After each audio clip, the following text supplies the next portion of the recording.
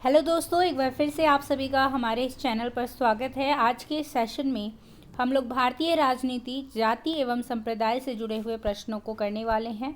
First question है आपके सामने, जाति प्रथा का तत्व है चेतनाबोध, आधुनिकतावाद, राजनीतिकरण या संप्रदायवाद। तो जाति प्रथा का इनमें से कौन सा एक तत्व है? तो राइट आंसर क्या है? ऑप्शन नंबर ए, चेतनाबोध। जाति प्रथा का मूल तत्व चेतना बोध है। इसी जातीय चेतना बोध के कारण कई राज्यों में संख्या के आधिक्य के कारण कुछ जातियां सत्ता पर वर्चस्व स्थापित करने में समर्थ हो जाती हैं। जाति प्रथा का यानी मूल तत्व क्या है? चेतना बोध। क्वेश्चन नंबर 2, जिसे राजनीति में जातिवाद कहा जाता है वह जातियों के राजनीतिकरण से अधिक और कुछ नहीं है। यह कथन किसका है? लॉयड रुडोल्फ का, मॉरिस जोन्स का, एम.एन. श्रीनिवास का या रजनी कोठारी का? तो ये कथन किसने कहा है कि जिसे राजनीति में जातिवाद कहा जाता है वह जातियों के राजनीतिकरण से अधिक और कुछ नहीं है? तो ये कथन किसका है? रजनी कोठारी जी का। प्रोफेसर रजनी कोठारी ने अपनी पुस्तक कास्ट इन इंडियन पॉलिटिक्स में भारतीय राजनीति में जाति की भूमिका का विस्तृत विश्लेषण किया है। भारत की जनता जातियों के आधार पर संगठित है, अतः न चाहते हुए भी राजनीति को जाति संस्था का उपयोग करना ही पड़ेगा। अतः जिसे राजनीति में जातिवाद कहा जाता है वह जातियों के राजनीतिकरण से अधिक और कुछ नहीं है। जाति को अपने दायरे में खींचकर राजनीति उसे अपने काम में लाने का प्रयत्न करती है। क्वेश्चन नंबर 3, धर्मनिरपेक्षता से क्या तात्पर्य है? धर्म की राजनीति से पृथकता, धार्मिक स्वतंत्रता, राज्य का कोई धर्म ना होना, धार्मिक समानता। तो धर्मनिरपेक्षता से क्या तात्पर्य है? तो राइट आंसर क्या है? ऑप्शन नंबर सी, राज्य का कोई धर्म ना होना। धर्मनिरपेक्षता से तात्पर्य है राज्य का अपना कोई धर्म नहीं होना। राज्य ना तो किसी विशेष धर्म से संबंधित होता है और ना ही उसमें हस्तक्षेप करता है और ना ही किसी धर्म की उन्नति के लिए ही कोई सहायता देता है। क्वेश्चन नंबर 4, मंडल आयोग का संबंध है पिछड़ी जाति से, अनुसूचित जाति से, अनुसूचित जनजाति से या उपरोक्त सभी से? तो मंडल आयोग का इनमें से किससे संबंध है? तो राइट आंसर ऑप्शन नंबर ए, पिछड़ी जाति से।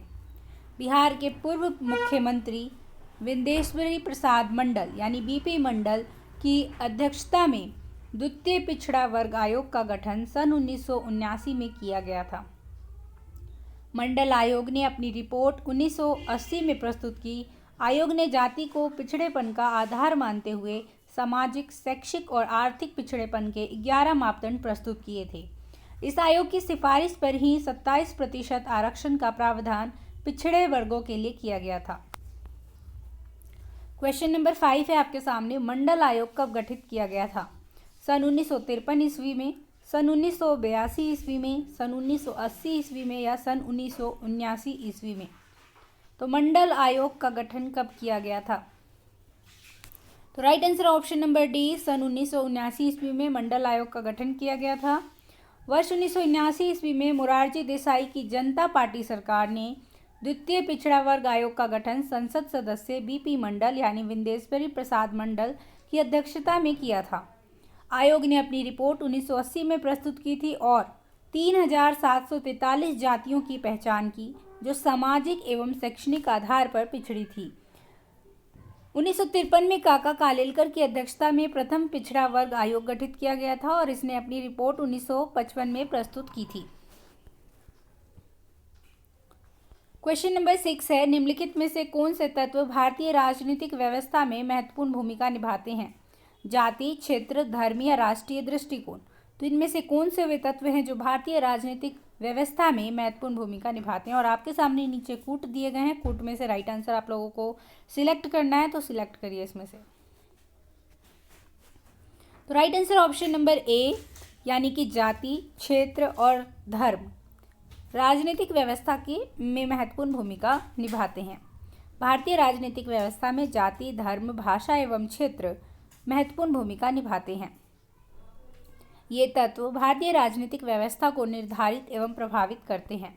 क्वेश्चन नंबर 7, भारत में क्षेत्रवाद के उदय का प्रमुख कारण है पृथकतावाद, अल्पसंख्यकों की स्थिति, पृथक राज्यों की मांग, भाषा के आधार पर राज्यों का गठन। तो भारत में क्षेत्रवाद के उदय का प्रमुख कारण क्या है?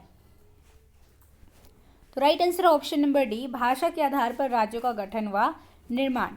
भारत में क्षेत्रवाद के उदय का प्रमुख कारण भाषा के आधार पर राज्यों का गठन व निर्माण है। भाषावार प्रांतों के बनने के बाद भी इन प्रांतों के एक क्षेत्र के लोग दूसरे क्षेत्र के लोगों से काफ़ी भिन्न हैं। इसलिए विभिन्न प्रांतों में क्षेत्रीय भावनाओं की संतुष्टि एवं क्षेत्रीय हितों के लिए आंदोलन होते रहते हैं। क्वेश्चन नंबर 8 है, क्षेत्रीय परिषद का अध्यक्ष होता है प्रधानमंत्री, राष्ट्रपति, गृह मंत्री या फिर वित्त मंत्री। तो क्षेत्रीय परिषद का अध्यक्ष कौन होता है इनमें से? तो right answer option number C, गृह मंत्री। राज्य पुनर्गठन अधिनियम 1956 द्वारा 5 क्षेत्रीय परिषदें बनाई गई हैं।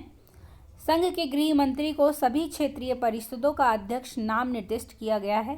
प्रत्येक क्षेत्रीय परिषद में उस क्षेत्र के राज्यों में से प्रत्येक के मुख्यमंत्री और 2 मंत्री तथा संघ राज्य क्षेत्र का प्रशासक होता है।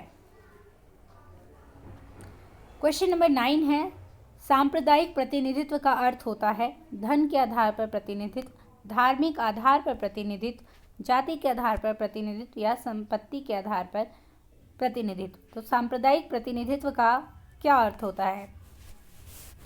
धन के आधार पर, जाति के आधार पर, संपत्ति के आधार पर, किसके आधार पर प्रतिनिधित्व? तो राइट आंसर है ऑप्शन नंबर बी, धार्मिक आधार पर प्रतिनिधित्व। धर्म के आधार पर प्रतिनिधित्व प्रदान करना ही सांप्रदायिक प्रतिनिधित्व कहलाता है। भारत सरकार अधिनियम 1909 के द्वारा पहली बार ब्रिटिश सरकार ने सांप्रदायिक प्रतिनिधित्व की शुरुआत की थी, परंतु स्वतंत्र भारत के संविधान में धर्म के आधार पर प्रतिनिधित्व को निषेध कर दिया गया है। क्वेश्चन नंबर 10 है, सुश्री मायावती उत्तर प्रदेश की मुख्यमंत्री पहली बार कब बनी थी? 1994 में, 1995 में, 1997 में या फिर 2007 में?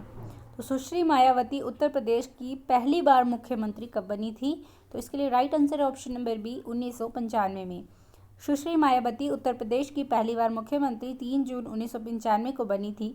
अब तक वे 4 बार उत्तर प्रदेश की मुख्यमंत्री बन चुकी हैं। सुश्री मायावती को मुख्यमंत्री के रूप में कार्यकाल इस प्रकार है। पहली बार बनी थी 3 जून 1995 से 27/10/1995 तक। दूसरी बार बनी थी 1997 से 21/3/1997 से 20/8/1997 तक। और तीसरी बार बनी थी 3/5/2002 से 26/8/2002 तक। और चौथी बार बनी थी 13 मई 2007 से 14 मार्च 2012 तक। तो आज हमने